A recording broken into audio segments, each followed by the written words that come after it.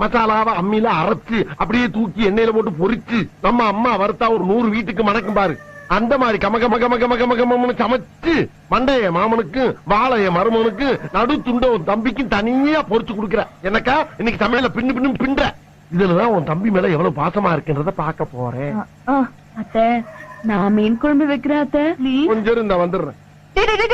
எங்கடா போற? மீனை வாங்கின வேட்டை கொடுத்துட்டு பக்கத்து தேட்டர்ல என் தலைவர் எம்ஜிஆர் படம் போட்டுருக்கேன், பாத்து காலைல வரந்தாயி.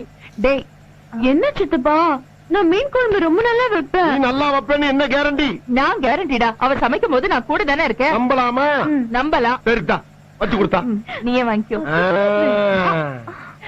அக்கா போயிட்டு ஒரு 5 நிமிஷத்துல வந்துருவா. 5 நிமிஷத்துல என்னடா பண்ண முடியும்? சரி கூட ஒரு 5 நிமிஷம் சென்று வர்றேன். மீனை பச்சையா பாக்கும் போதே நாக்கு துடியா துடிக்குது. ஏன்டா பூனை கருவாடு கலையிற மாதிரி அலையிற? போடா போடா.